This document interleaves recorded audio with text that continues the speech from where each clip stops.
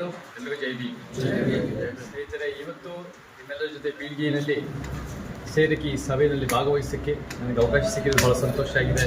ಅನೇಕರು ನಮ್ಮ ಅಚ್ಚಿಮನಿ ಸ್ನೇಹಿತರ, ಪ್ರವೀಣ್ ಸ್ನೇಹಿತರು ಎಲ್ಲರೂ ಧನ್ಯವಾದಗಳು ಹೇಳಕ್ಕೆ ಇಷ್ಟಪಡ್ತೀನಿ. ಈ ಒಂದು ಸಭೆಯನ್ನು ಏರ್ಪಾಡು ಮಾಡಿದ್ದಕ್ಕೆ. ನನ್ನ ಹೆಸರು ಚೇತನ್. ನಾನು 20 ವರ್ಷಗಳಿಂದ ಅಮೆರಿಕ ಬಿಟ್ಟು ಕರ್ನಾಟಕದ ಸೇವೆ ಮಾಡಬೇಕು ಅಂತ ಬಂದು ರಂಗಭೂಮಿ ಮುಖಾಂತರ ಸೇವೆ ಮಾಡ್ತಾ ಆಮೇಲೆ ಕೆಲವು ಸಿನಿಮಾಗಳಲ್ಲೂ ಭಾಗವಹಿಸಿ ನಾನು 14 ವರ್ಷಗಳಿಂದ ಚಳುವಳಿಗಳ ಜೊತೆ ಕೆಲಸ ಮಾಡ್ತಾ ಇದ್ದೀನಿ. ಯಾವ ಚಳುವಳಿಗಳಂದ್ರೆ ದಲಿತ ಬಹುಜನ, ರೈತ, ಕಾರ್ಮಿಕ, ಪ್ರಾದೇಶಿಕ ಮಹಿಳಾ ಸಂಘಟನೆಗಳು, ಪರಿಸರದ ಬಗ್ಗೆ, ಭ್ರಷ್ಟಾಚಾರ ವಿರುದ್ಧ ಯಾರ್ಯಾರು ಒಂದು ಉತ್ತಮ ಸಮಾಜಕ್ಕೆ ಕೆಲಸ ಮಾಡ್ತಿದ್ದಾರೋ ಅವ್ರ ಜೊತೆ ನಾನು ಭಾಗವಹಿಸ್ಕೊಂಡು ಕೆಲಸ ಮಾಡ್ತಾ ಇದ್ದೀನಿ. ಉತ್ತಮ ಸಮಾಜ ಅಂದ್ರೆ ಏನು? ಸಂವಿಧಾನದ ಸಮಾಜ. ಸಂವಿಧಾನದ ಸಮಾಜ ಅಂದ್ರೆ ಏನು? ಸಮಾಜ, ಸಮಾನತೆಯ ಸಮಾಜ. ಆ ಸಮಾನತೆಯ ಸಮಾಜದ ಬಗ್ಗೆ ನಾನು ಇವಾಗ ಒಂದು 80 ರಿಂದ 85 ಮತಕ್ಷೇತ್ರಗಳಿಗೆ ಹೋಗಿ ನಾನು ನನ್ನ ಸಮಾನತೆಯ ಸಮಾಜ, ಸಮಾಜದ ಪರಿಕಲ್ಪನೆನ ನಿಮ್ಮ ಮುಂದೆ ಎಲ್ಲ ಚಳುವಳಿಗಾರರ ಮುಂದೆ ಇಡ್ತಾ ಇದ್ದೀನಿ. ಇವತ್ತು ಬೀಳ್ಗಿನಲ್ಲಿ ನಿಮ್ಮ ಮುಂದೆ ನನ್ನ ಪ್ರೆಸೆಂಟೇಷನ್ ಇಡಕ್ಕೆ ಇಷ್ಟಪಡ್ತೀನಿ.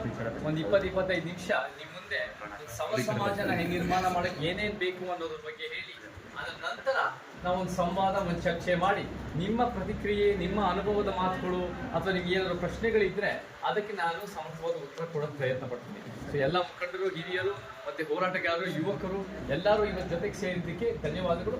ಇವಾಗ ನಾನು ನಿಮ್ಮ ಮುಂದೆ ಒಂದು ಸಮಾಜದ ಪರಿಕಲ್ಪನೆ ನಿಮ್ಮ ಮುಂದೆ ಹೇಳಕ್ಕೆ ಇಷ್ಟಪಡ್ತೀನಿ.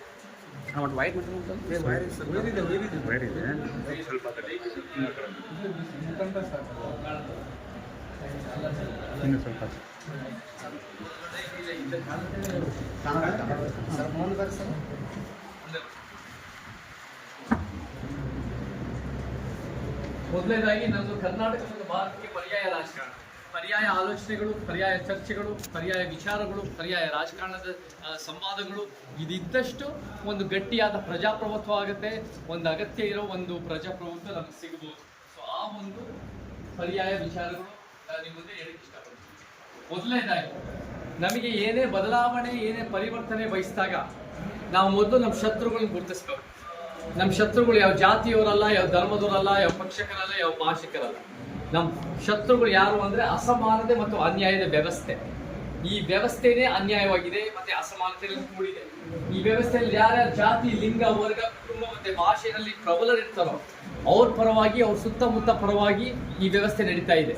ಬೇರೆ ಎಲ್ಲರಿಗೂ ಬೀಳಿಗಿನಲ್ಲಿರ್ಬೋದು, ಬಾಗಲಕೋಟೆ ಜಿಲ್ಲೆ ಆಗಿರ್ಬೋದು, ಬೇರೆ ಬೇರೆ ಹಂತಕ್ಕೆ ಬೇರೆ ಎಲ್ಲರಿಗೂ ಬೇರೆ ಬೇರೆ ತರ ಅನ್ಯಾಯ ಆಗ್ತಾ ಇದೆ. ಅದು ಇವತ್ತಿನ ದಿನ ವಾಸ್ತವ. ಸೊ ನಮಗೆ ವ್ಯವಸ್ಥೆನೇ ನಮಗೆ ಶತ್ರು ಅನ್ನೋದು ಮೊದಲನೇದು ನಾವು ಅರ್ಥ ಮಾಡ್ಬೋದು.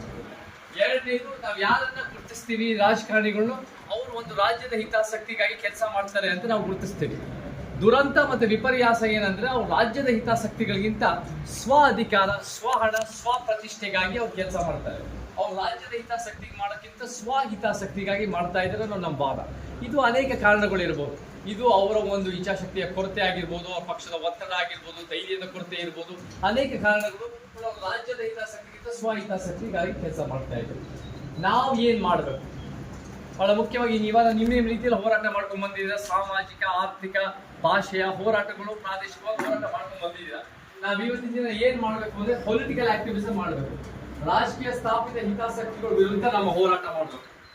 ರಾಜಕೀಯ ಸ್ಥಾಪಿತ ಹಿತಾಸಕ್ತಿಗಳ ವಿರುದ್ಧ ನಮ್ಮ ಹೋರಾಟ ಅಂದ್ರೆ ರಾಜಕೀಯ ವ್ಯವಸ್ಥೆನ ನಾವು ಫಸ್ಟ್ ವ್ಯಾಖ್ಯಾನಿಸಬೇಕು. ನಾವೇನ್ ವ್ಯಾಖ್ಯಾನಿಸ್ತೀವಿ ಅಂದ್ರೆ ಎಡ, ಮಧ್ಯ, ಬಲ ಅಂತ ವ್ಯಾಖ್ಯಾನಿಸ್ತೀವಿ. ಎಡಪಂಥಿ ಅಂದ್ರೆ ಏನು?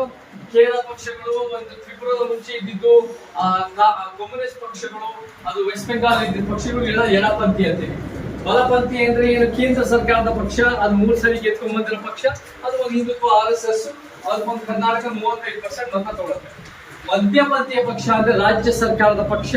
ಯಾರ್ಯಾರು ಒಂದು ಅಧಿಕಾರಕ್ಕೋಸ್ಕರ ಮಾಡ್ತಾರೆ, ಅಧಿಕಾರ ಆದ್ಮೇಲೆ ಏನು ಮಾಡೋದು ಗೊತ್ತಿರಲ್ಲ, ಗಡ್ಡೆಕಾಯಿ ಬೀಜ ತಿನ್ಕೊಂಡು ಕ್ರಿಕೆಟ್ ನೋಡ್ಕೊಂಡಿರ್ತಾರೆ. ಅಧಿಕಾರ ಹಿಡಿಯೋದೇ ಅವರ ಮೂಲ ಉದ್ದೇಶ. ಸೊ ಇದು ಮಧ್ಯಪಂಥೀಯ ಪಕ್ಷಗಳು. ಎಡ, ಮಧ್ಯ, ಬಲ. ನಾವ್ಯಾರು? ನಮ್ಮ ಸಿದ್ಧಾಂತ ಇದು ಮುಖ್ಯವಾದ ಸ್ಲೈಡ್. ನಮ್ಮ ಸಿದ್ಧಾಂತ ಇಲ್ಲಿ ನೋಡಿದ್ರೆ ಸಮಾನತೆ, ನ್ಯಾಯ, ವೈಚಾರಿಕತೆ ಮತ್ತು ಸಂವಿಧಾನದ ಪೀಠಿಕೆ. ಸಮಾನತೆ ಅನ್ನೋ ಸಂವಿಧಾನ ಪೀಠಿಕೆಯಲ್ಲಿದೆ. ನಾವೆಲ್ಲ ಬೇರೆ ಬೇರೆ ಜಾತಿಗಳು ಹುಡ್ತೀವಿ, ಅದು ನಮ್ಮ ಆಯ್ಕೆ ಅಲ್ಲ. ಬೇರೆ ಬೇರೆ ಲಿಂಗಗಳಲ್ಲಿ, ಬೇರೆ ಬೇರೆ ಊರುಗಳಲ್ಲಿ, ಬೇರೆ ಬೇರೆ ಧರ್ಮಗಳು ಹುಡ್ತೀವಿ, ಇದು ಯಾವ್ದು ನಮ್ಮ ಆಯ್ಕೆ ಅಲ್ಲ. ಹುಟ್ಟಿದ ಮೇಲೆ ಏನ್ ಮಾಡ್ತೀವಿ ಅದು ನಮ್ಮ ಆಯ್ಕೆ, ಅದು ನಮ್ಮ ತನ. ಹುಟ್ಟಿದ ಮೇಲೆ ನಾವು ಸಮಾನತೆಗೋಸ್ಕರ ನಿಂತ್ಕೊಳ್ತೀವಿ, ಸಮಾಜಕ್ಕೋಸ್ಕರ ಶ್ರಮಿಸ್ತೀವಿ, ಸಮಾನತಾವಾದಿಗಳಾಗ್ತೀವಿ. ನ್ಯಾಯ ಅಂದ್ರೆ ಇತಿಹಾಸದ ತಪ್ಪನ್ನು ಸರಿಪಡಿಸೋದು. ಇದು ಕೂಡ ನಮಗೆ ಸಂವಿಧಾನದ ಪೀಠಿಕೆನಲ್ಲಿದೆ. ಮತ್ತೆ ವೈಚಾರಿಕತೆ ಮುಖಾಂತರ ಆರ್ಟಿಕಲ್ 51 ಹೆಚ್ಚು ವೈಜ್ಞಾನಿಕ ಮನಸ್ಥಿತಿ ಮುಖಾಂತರ ನಾವು ಈ ಒಂದು ಸಮಾಜ ಕಟ್ಟಬೇಕು, ನ್ಯಾಯ ನಾವು ಎತ್ತಿ ಹಿಡಿಬೇಕು, ಮತ್ತೆ ಸಂವಿಧಾನ ಪೀಠಿಕೆಯನ್ನು ಎತ್ತಿ ಹಿಡಿಯೋದು. ಇವತ್ತಿನ ದಿನ 3,000 ಪಕ್ಷಗಳು ಎಲೆಕ್ಷನ್ ಕಮಿಷನ್ ಅಡಿಯಲ್ಲಿ ರಿಜಿಸ್ಟರ್ ಆಗಿದ್ದಾವೆ. ಈ 3,000 ಪಕ್ಷಗಳಲ್ಲಿ ನಮ್ಮ ವ್ಯಾಖ್ಯಾನ ಪ್ರಕಾರ, ನಮ್ಮ ವಾದದ ಪ್ರಕಾರ ಯಾವ ಪಕ್ಷನು ಅದು ಜೇಬಿಂದ ಸಂವಿಧಾನ ತೆಗೀಲಿ, ಶರ್ಟ್ ಸಂವಿಧಾನ ಹಾಕೊಳ್ಳಿ, ಸಂವಿಧಾನ ಜಾಥಾ ಮಾಡಲಿ, ಯಾವ ಪಕ್ಷನೂ ಸಂವಿಧಾನ ಎತ್ತಿಡ್ತಾ ಇಲ್ಲ. ಯಾರಾದ್ರೂ ಸಂವಿಧಾನ ಎತ್ತಿಡ್ತಾ ಇದ್ದಾರೆ ಅದು ನಿಮ್ಮಂತ ನಮ್ಮಂತ ಸಮಾಜವಾದಿಗಳು ಮಾತ್ರ. ಸೊ ಆ ಸಮಾನತೆಗೋಸ್ಕರ ಆ ಸಮಾಜ ಕಟ್ಟಲು ನಮ್ಮ ಉದ್ದೇಶ ಆಗಿದೆ. ನಾವಿವತ್ತು ಬಹಳ ಮುಖ್ಯವಾಗಿ ಶಕ್ತಿ ರಚನೆಗೆ ಪ್ರತಿರೋಧ ತರಬೇಕು. ಪ್ರತಿಯೊಂದು ನಿಂತಿರೋದು ಶಕ್ತಿ ರಚನೆಗಳ ಮೇಲೆ. ಜಾತಿ, ಲಿಂಗ, ವರ್ಗ, ಉದ್ಯೋಗ, ಸಾಂಸ್ಕೃತಿಕ, ಭಾಷೆ, ಪ್ರತಿಯೊಂದು ಶಕ್ತಿ ರಚನೆ. ಆ ಶಕ್ತಿ ರಚನೆಗೆ ಪ್ರತಿರೋಧ ಹೆಂಗ್ ತರೋದು ಅಂದ್ರೆ ನಾವು ಶಕ್ತಿ ರಚನೆ ಅರ್ಥೈಸ್ಕೊಳ್ಳೋದು, ವ್ಯಾಖ್ಯಾನಿಸೋದು, ಆಮೇಲೆ ತಳಮಟ್ಟದಿಂದ ಏರ್ಸೋದು, ಮೇಲಿಂದ ಇಳಿಸೋದು, ಒಂದು ಸಮಾನತೆ ಕಟ್ಟೋದು. ತಳಮಟ್ಟದಿಂದ ಏರ್ಸೋದು, ಮೇಲಿಂದ ಇಳಿಸೋದು, ಸಮಾನತೆ ಕಟ್ಟೋದು. ಉದಾಹರಣೆ ಅಂದ್ರೆ ನಮಗೆ ಇವಾಗ ನಮಗೆ ವರ್ಗ ಶಕ್ತಿ ರಚನೆ ನೋಡಿ. 1% ಶ್ರೀಮಂತರ 40% 50% ಆಸ್ತಿ ಎಲ್ಲ. ಬಹುತೇಕರವರೆಲ್ಲ ಬೆಂಗಳೂರಿನಲ್ಲಿ ಸದಾಶಿವನಗರದಲ್ಲಿ ಏರ್ ಫ್ಲೈಟ್ ನಲ್ಲಿ ಹೋಗ್ತಾ ಇದ್ರು, ಅವರೇ 1% ಶ್ರೀಮಂತ, 40-50% ಆಸ್ತಿ ಇದೆ. ಬಡ 50% ಅಥವಾ ಕೇವಲ 3% ಇದೆ ದುಡ್ಡು. ಅದರಲ್ಲಿ ನೀವೆಲ್ಲ ಸೇರಿರ್ತೀರ. ಇದನ್ನ ನಾವ್ ಹೆಂಗ್ ಸರಿಪಡಿಸೋದು? ಶ್ರೀಮಂತರಿಂದ ಇಳಿಸ್ಬೇಕು ಪ್ರಗತಿ ಪರವಾಗಿ, ಮರು ಹಂಚಿಕೆ ಮಾಡಿ ತಳಮಟ್ಟದಿಂದ ಬೆಳೆಸ್ಬೇಕು ಅಲ್ವಾ? ಸೊ ಅದು ತಳಮಟ್ಟದಿಂದ ಏರ್ಸೋದು, ಮೇಲಿಂದ ಏರ್ಸೋದು, ಒಂದು ಸಮಾನತೆ ತರೋದು, ಪ್ರತಿಯೊಂದು ಅದೇ ಮಾಡುದು. ಜಾತಿ, ಲಿಂಗ, ನಮಗೆ ಉದ್ಯೋಗ, ಸಾಂಸ್ಕೃತಿಕ, ಭಾಷೆ, ಇದನ್ನ ನಾವ್ ಏನಂತ ಕರಿತೀವಿ ಅಂದ್ರೆ ಇದು ಎಡಪಂಥಿನೂ ಅಲ್ಲ, ಬಲಪಂಥಿನೂ ಅಲ್ಲ, ಮಧ್ಯಪಂಥಿನೂ ಅಲ್ಲ. ನಮ್ದೇ ಆದ ಪ್ರತ್ಯೇಕವಾದ ಒಂದು ಸತ್ಯಪಂಥ, ಅನ್ಯಾಯದ ವ್ಯವಸ್ಥೆ ವಿರುದ್ಧದ ಒಂದು ಸಮಾಜಕ್ಕೋಸ್ಕರ ಹೋರಾಟ. ಇದನ್ನ 20ನೇ ಶತಮಾನದಲ್ಲಿ ಯಾರು ಮಾಡ್ತಾರೆ ಅಂದ್ರೆ ಬಾಬಾ ಸಾಹೇಬ್ ಅಂಬೇಡ್ಕರ್, ತಂದೆ ಪೆರಿಯಾರ್, ಕಾಂಶಿರಾಮ್ ಅವರು. Baba Saheb Ambedkar 1937 independent labour party ಅಂತ ಕಟ್ಟಿ ಅವರು ಒಂದು 17 ಸೀಟ್ನಲ್ಲಿ 15 ಸೀಟು ಬಾಂಬೆ ಪ್ರೆಸಿಡೆನ್ಸಿನಲ್ಲಿ ಗೆಲ್ತಾರೆ, ಯಶಸ್ವಿ ಮಾಡ್ತಾರೆ. ತಂದೆ ಪೆರಿಯಾರ್ ಅವರು ದ್ರಾವಿಡ ಪರಿಕಲ್ಪನೆ ತಂದು ಅಲ್ಲಿ ತಮಿಳುನಾಡಿನಲ್ಲಿ ಇವತ್ತಿಗೂ 55-60 ವರ್ಷಗಳಿಂದ ಅಲ್ಲಿ ಒಂದು ಜಾತಿ ವಿನಾಶ, ಪುರುಷ ಪ್ರಧಾನ ವ್ಯವಸ್ಥೆ ವಿರುದ್ಧ ಒಂದು ಭಾಷೆಯ ಗಟ್ಟಿಯಾದ ಒಂದು ಪರಿಕಲ್ಪನೆ ದ್ರಾವಿಡಿಸಮ್. ಅದು 55 ವರ್ಷಗಳಿಂದ 60 ವರ್ಷಗಳಿಂದ ಯಾವ ಡೆಲ್ಲಿ ಹಿಂದಿಯನ್ ಪಕ್ಷಗಳು ಬರ್ದೇ ನೋಡ್ಕೊಳ್ಳುತ್ತೆ. ಮತ್ತೆ ಕಾಂಶಿರಾಮ್ ಅವರು 80-90 ದಶಕ ಮತ್ತೆ 2006ವರೆಗೂ 2007ರಿಂದ 12 ಅವರು ಬಹುಮತದ ಅಧಿಕಾರಕ್ಕೆ ಬಂದು UP-ನಲ್ಲಿ ಒಂದು ಬಹುಜನ ಒಂದು ಸಾಮಾಜಿಕ ನ್ಯಾಯ ಪರಿಕಲ್ಪನೆ ತರ್ತಾರೆ. ಈ ಒಂದು 20ನೇ ಶತಮಾನದ ಪೊಲಿಟಿಕಲ್ ಆಕ್ಟಿವಿಸ್ಟ್ ಮತ್ತೆ ನಮ್ಮ ಮಾರ್ಗದರ್ಶಕರು ಅಂಬೇಡ್ಕರ್, ಪೆರಿಯಾರ್, ಕಾಂಶಿರಾಮನ್ನ ನಾವು 21ನೇ ಶತಮಾನಕ್ಕೆ ಕರ್ನಾಟಕಕ್ಕೆ 10 ಅಂಶಗಳ ಮುಖಾಂತರ ಮತ್ತೆ ಹೆಚ್ಚುವರಿ ಯೋಜನೆಗಳ ಮುಖಾಂತರ ಅದು ಒಂದು ಮತ್ತೆ ಪಕ್ಷದ ಒಂದು ರಚನೆ ಮುಖಾಂತರ ನಾವು ನಿಮ್ ಮುಂದೆ ಪ್ರೆಸೆಂಟ್ ಮಾಡಕ್ ಇಷ್ಟಪಡ್ತೀನಿ.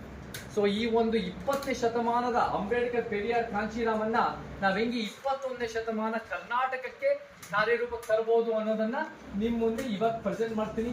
10 ಪಾಯಿಂಟ್ ನಮಗ್ ಬಹಳ ಬೇಕಾಗತ್ತೆ. ನಮಗ್ ನೋಡಿ, ಮೊದಲನೇದಾಗಿ ನಮ್ಮ ಶತ್ರು ಶುರುವಾಗಿದ್ದು 10-11 ವರ್ಷಗಳ ಹಿಂದೆ ಅಲ್ಲ, 2014ರಿಂದ ಅಲ್ಲ. ಕೂತ್ಕೊಳ್ಳಿ 2014ರಿಂದ ಅಲ್ಲ, ನಮ್ದು ಶುರುವಾಗಿದ್ದ 10-12 ಸಾವಿರ ವರ್ಷಗಳ ಹಿಂದೆ. ಯಾವಾಗಿದ್ದ ಅಸಮಾನತೆ ವ್ಯವಸ್ಥೆ ಶುರುವಾಯಿತು. ಮೊದಲನೇ ಅಸಮಾನತೆ ನಮಗೆ ಇವತ್ತಿನ ದಿನ ಜೀವಂತವಾಗಿರೋದು ಪುರುಷ ಪ್ರಧಾನದ ಅಸಮಾನತೆ. ಈ ಪುರುಷ ಪ್ರಧಾನದ ಅಸಮಾನತೆ ಬೇರೆ ಬೇರೆ ರೀತಿಯ ಜೀವಂತವಾಗಿದೆ. ಮನೆ ಒಳಗಿದೆ, ಮನೆ ಹೊರಗಿದೆ. ನಮಗೆ ಅದು ಸ್ವಾತಂತ್ರ್ಯ ವಿಚಾರದಲ್ಲಾಗಿರ್ಬೋದು, ಸುರಕ್ಷತೆ ವಿಚಾರದಲ್ಲಾಗಿರ್ಬೋದು, ಆರ್ಥಿಕತೆ ವಿಚಾರದಲ್ಲಾಗಿರ್ಬೋದು, ಲಿಂಗ ಅಸಮಾನತೆ ದೊಡ್ಡ ಪ್ರಮಾಣದಲ್ಲಿದೆ. ಇದನ್ನ ನಾವು ಸರಿಪಡಿಸಬೇಕು ಅಂದ್ರೆ ಲಿಂಗ ಸಮಾನತೆಯ ಕಾರ್ಯಕ್ರಮಗಳು ಮತ್ತೆ ಮಹಿಳೆಯರು ಮತ್ತೆ ಲೈಂಗಿಕ ಅಲ್ಪಸಂಖ್ಯಾತರಿಗಾಗಿ ನ್ಯಾಯ ಯೋಜನೆ ತರಬೇಕು. ನಮ್ಮ ಮಾದರಿಗಳಾದ ಬಾಬಾ ಸಾಹೇಬ್ ಅಂಬೇಡ್ಕರ್, ತಂದೆ ಪೆರಿಯಾರ್ ಅವರು ಹುಟ್ಟಿದ್ರು ಗಂಡಸರಾಗಿ ಹುಟ್ಟಿದ್ರು, ಆದ್ರೆ ಅವರು ಲಿಂಗ ಸಮಾನತಾವಾದಿಗಳಾಗಿದ್ದು, ಸ್ತ್ರೀವಾದಿಗಳಾಗಿದ್ದು. ನಾವು ಕೂಡ ಸೈದ್ಧಾಂತಿಕವಾಗಿ ಸ್ತ್ರೀವಾದಿಯಾಗಿ ಲಿಂಗ ಸಮಾನತೆಯ ಯೋಜನೆಗಳು ತರದ್ ನಮಗೆ ಬಹಳ ಮುಖ್ಯ ಆಗುತ್ತೆ. ಮೊದಲನೇ ಅಸಮಾನತೆಗೆ ನಾವು ಅದಕ್ಕೆ ಪ್ರತಿರೋಧ ಕೊಡಬೇಕು.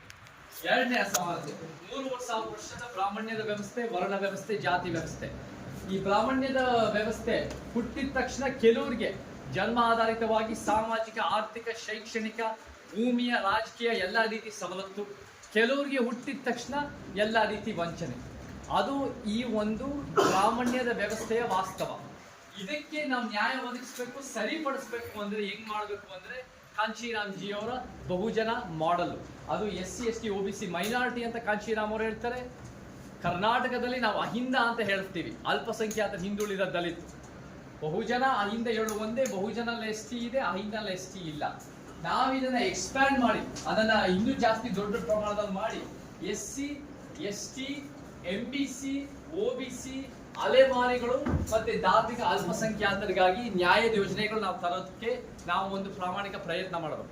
ನಮಗೆ ಇವತ್ತಿನ ದಿನ SC ಅಂದ್ರೆ 101 ಸಮುದಾಯಗಳು, ಪ್ರತಿಯೊಂದು ಅವ್ರದೇ ಆದ ಸಾಮಾಜಿಕ, ಆರ್ಥಿಕ, ಶೈಕ್ಷಣಿಕ ಒಂದು ವಿಶೇಷತೆನ ಅಥವಾ ವಂಚನೆನ ನಾವು ಗುರುತಿಸಿ ಅದರ ತಕ್ಕಂತೆ ನ್ಯಾಯ ಒದಗಿಸಬೇಕು.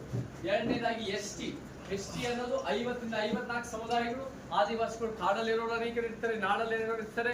ಅವರ ಒಂದು ವಿಶೇಷತೆ ಅರ್ಥ ಮಾಡ್ಕೊಂಡು, ವಂಚನೆ ಅರ್ಥ ಮಾಡ್ಕೊಂಡು ಅದಕ್ಕೆ ನ್ಯಾಯ ಒದಗಿಸಬೇಕು. MBC ಅಂದ್ರೆ more backward communities, most backward communities. ಈ MBCಗಳು ಅದು OBCಗಳ ಸಬ್ ಕ್ಲಾಸಿಫಿಕೇಶನ್ ಒಳಪಂಗಡ. ಸೊ ಈ ಸಮುದಾಯಗಳನ್ನ ಗುರುತಿಸಬೇಕು. ಈ ಸಮುದಾಯಗಳು ಆದಿವಾಸಿಗಳಲ್ಲದೆ ಇರ್ಬೋದು, ದಲಿತ ಅಲ್ಲದೆ ಇರ್ಬೋದು, ಬಟ್ ಅವ್ರು ಶೂದ್ರ ತಳಮಟ್ಟದ ಸಮುದಾಯಗಳು ಅಂತ ನಾವು ಗುರುತಿಸಿ ನ್ಯಾಯ ಒದಗಿಸಬೇಕು. OBCಗಳಿಗಾಗಿರ್ಬೋದು ಮತ್ತೆ ಅಲೆಮಾರಿಗಳು ದೊಡ್ಡ ಪ್ರಮಾಣದಲ್ಲಿ ಇವತ್ತು ಸಾಮಾಜಿಕ, ಆರ್ಥಿಕ, ಶೈಕ್ಷಣಿಕ ಮತ್ತೆ ವಸತಿನಲ್ಲಿ ಎಲ್ಲಾ ರೀತಿಯಲ್ಲಿ ಹಿಂದುಳಿದಿದ್ದಾರೆ. ಅವರಿಗೆ ನಾವು ಏನಾದರೂ ಮಾಡಬೇಕು, ದೊಡ್ಡ ಪ್ರಮಾಣದಲ್ಲಿ ಕರ್ನಾಟಕದಲ್ಲಿ ಮಾಡಬೇಕು. ಅದು ಒಂದು ಮಾಡಬೇಕು ಅಂದ್ರೆ ನಾವು ಇವತ್ತಿನ ದಿನ ಜಿಲ್ಲಾಧಿಕಾರಿ ವ್ಯವಸ್ಥೆಯಿಂದ ಸಾಧ್ಯ ಇಲ್ಲ. ಯಾಕಂದ್ರೆ ಅವ್ರು ಏನ್ ಹೇಳ್ತಾರೆ, ಒಂದ್ ಕಡೆ ಮಾಡದೆ ಬೇರೆಯವರು ಕೇಳ್ತಾರೆ ಅನ್ನೋ ಕಾರಣಕ್ಕೆ ಎಲ್ಲೂ ಮಾಡ್ತಾ ಇಲ್ಲ. ಸೊ ಅಲೆಮಾರಿಗಳಿಗೆ ಬಹಳ ಅನ್ಯಾಯ ಆಗಿದೆ. ಮತ್ತೆ ನಾವು ಧಾರ್ಮಿಕ ಅಲ್ಪಸಂಖ್ಯಾತರಿಗೂ ಕೂಡ ಹೆಂಗೆ ಒಂದು ಸಾಮಾಜಿಕ, ಆರ್ಥಿಕ, ಶೈಕ್ಷಣಿಕವಾಗಿ ನ್ಯಾಯ ಒದಗಿಸೋದು ನಮ್ಮ ಮೂಲ ಗುರಿಯಾಗಬೇಕು. ಬ್ರಾಹ್ಮಣ್ಯದ ವ್ಯವಸ್ಥೆನ ತೊಡೆದು ಹಾಕಬೇಕು ಅಂದ್ರೆ ಈ ಒಂದು ಸಾಮಾಜಿಕ ನ್ಯಾಯ, ಬಹುಜನ ಅಹಿಂದ ಮತ್ತೆ ನಮ್ಮ ಪರಿಕಲ್ಪನೆ ಮತ್ತೆ ಪುರುಷ ಪ್ರಧಾನ ವ್ಯವಸ್ಥೆಗೆ ನಾವು ಅವೆರಡು ಸೇರಿ ನಾವು ಅನ್ಯಾಯ ಕಿತ್ತಾಕ್ಬೇಕು. ನಾಲ್ಕು ಇಟ್ಕೊಳ್ಳಿ, ಎಲ್ಲ ಒಂದಕ್ಕೊಂದು ಪೋಣಿಸ್ಕೊಂಡಿದೆ ಅಂದ್ರೆ ನೀವು ಒಂದು ಸಣ್ಣ ಪುಟ್ಟ ಬದಲಾವಣೆ, ಒಂದು ಐದು ಸ್ಕೀಮ್ಗಳು ತರಕ್ಕಾಗಲ್ಲ. 5 ಗ್ಯಾರಂಟಿ ತಂದ್ರೆ ನೀವು ಅಧಿಕಾರಕ್ಕೆ ಬರ್ಬೋದು, ಪರಿವರ್ತನೆ ತರಕ್ಕಾಗಲ್ಲ. ಪರಿವರ್ತನೆ ತರಬೇಕು ಅಂದ್ರೆ ಈ ಅನ್ಯಾಯದ ವ್ಯವಸ್ಥೆನ ನಾವು ಪ್ರತಿರೋಧ ಮಾಡಬೇಕು. ಮೂರನೇದು ಬಂಡವಾಳಶಾಹಿ ವ್ಯವಸ್ಥೆಗೆ ಪ್ರತಿರೋಧ.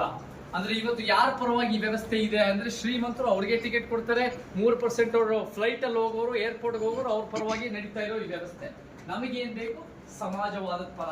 ಸಮಾಜವಾದ ಅನ್ನೋದು ಸಂವಿಧಾನ ಪೀಠಿಕೆಯಲ್ಲಿದೆ. ಅದು ಒಂದು ಬೇಸಿಕ್ ಸ್ಟ್ರಕ್ಚರ್ ಆಫ್ ಕಾನ್ಸ್ಟಿಟ್ಯೂಷನ್. ನಾವು ಇವತ್ತಿನ ಯಾರ ಪರವಾಗಿ ನಿಂತ್ಕೋಬೇಕು ಅಂದ್ರೆ ಬಡವರು, ಮಧ್ಯಮ ವರ್ಗದ ಜೊತೆ ಕಾರ್ಮಿಕರು ಮತ್ತೆ ರೈತರು. ಕಾರ್ಮಿಕ ವರ್ಗ, ರೈತ ವರ್ಗ ಇವತ್ತು ನಮ್ಮ ಶ್ರಮಜೀವಿ ವರ್ಗ. ಕಾರ್ಮಿಕ ವರ್ಗ ನಮಗೆ ಇವತ್ತು ಅವರು ಪರವಾಗಿ ನಿಂತ್ಕೋಬೇಕಾಗಿರೋ ಸರ್ಕಾರಗಳು ವಿಪರ್ಯಾಸ ಏನಂದ್ರೆ ಇವರೇ ಒಂದು DCM ಇಂಥವ್ರು ಹೇಳ್ತಾ ಇದ್ದಾರೆ ನಮ್ಮ ಮಾಲೀಕರಿಗೆ ಅನ್ಯಾಯ ಆಗ್ತಾ ಇದೆ ಅಂತ ಮಾತಾಡ್ತಾರೆ. ಹಾಗಿದ್ದಾಗ ಯಾವುದೇ ಕಾರಣಕ್ಕೂ ಇವ್ರು ಕಾರ್ಮಿಕರಿಗೆ ನ್ಯಾಯ ಒದಗಿಸೋದಲ್ಲ. ಮತ್ತೆ ರೈತರ ವಿಚಾರ 86% ರೈತರು 5 ಎಕರೆ ಒಳಗಿರೋ ರೈತರಿಗೂ ನಾವು ಹಿಂಗ್ ನ್ಯಾಯ ಒದಗಿಸ್ಬೇಕು. ಅದು ಕೂಡ ರೈತ ವಿರೋಧಿ ಕಾನೂನುಗಳನ್ನ ಹಿಂಗ್ ಕಿತ್ತಾಕ್ಬೇಕು. 400 ಎಕರೆ ರೈತರಿಗೆ ಒಂದು ರೈತರ ಭೂಮಿ ಕಿತ್ಕೊಳ್ಳೋ ಅವಕಾಶ ಮಾಡಿಕೊಟ್ಟಿದ್ದಾರೆ ಈ ಹಸಿರು ಶಾಲೆ ಹಾಕೊಳ್ಳೋರೆ. ಸೊ ಆ ನಿಟ್ಟಿನಲ್ಲಿ ರೈತರಿಗೆ ನಾವು ನ್ಯಾಯ ಒದಗಿಸೋದು ಬಹಳ ಮುಖ್ಯ. ಭೂಮಿ ಅಂದಾಗ ನಾವೆಲ್ಲ ಬಹಳ ಜನ ಇದೀವಿ ದೇಶದಲ್ಲಿ, ರಾಜ್ಯದಲ್ಲಿ ಭೂಮಿ ಅನ್ನೋದು ಕಡಿಮೆ ಇದೆ. 10 ರಿಂದ 12 ಸಾವಿರ ವರ್ಷಗಳಿಂದ ಯಾರ ಹತ್ರ ಭೂಮಿ ಇತ್ತೋ ಅವರೇ ಭೂ ಮಾಲೀಕರು, ಅವರೇ ಅಧಿಕಾರ ಹಿಡಿಯೋರು, ಅವರೇ ಪ್ರಬಲರು.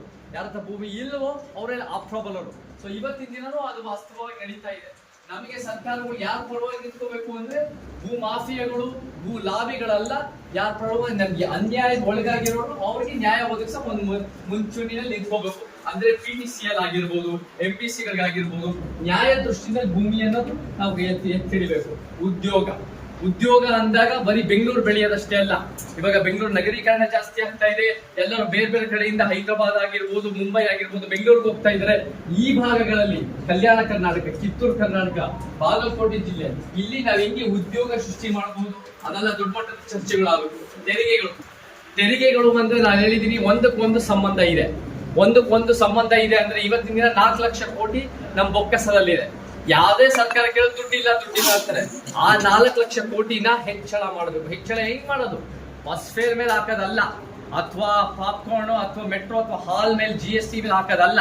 ಅದು ಜನಸಾಮಾನ್ಯರ ಮೇಲೆ ಟ್ಯಾಕ್ಸ್ ಅದಲ್ಲ. ಶ್ರೀಮಂತರು 1%, 30, 40 ತಲೆಮಾರಷ್ಟು ದುಡ್ಡು ಇರುತ್ತಲ್ಲ ಅವ್ರ ಮೇಲೆ ಪ್ರಗತಿಪರ ತೆರಿಗೆ ಹಾಕಿ, ಐಷಾರಾಮಿ ಗಾಡಿಗಳ ಮೇಲೆ ಹಾಕಿ, ಅವ್ರ ಭೂಮಿ ಮೇಲೆ ಹಾಕಿ, ಅವ್ರ ಪಿತ್ರಾರ್ಜಿತ ಆಸ್ತಿ ಮೇಲೆ ಹಾಕಿ ನಾವು ಬೊಕ್ಕಸನ ಹೆಚ್ಚಳ ಮಾಡಿ ಒಂದು ಆರ್ಥಿಕ ಸಮಾನತೆ ತರೋದು ಬಹಳ ಮುಖ್ಯ. ಜಾಸ್ತಿ ಪಡೆದಿರೋರು ಜಾಸ್ತಿ ವಾಪಸ್ ಕೊಡಬೇಕು, ಜಾಸ್ತಿ ವಂಚಿತರು ಜಾಸ್ತಿ ಪಡಿಬೇಕು.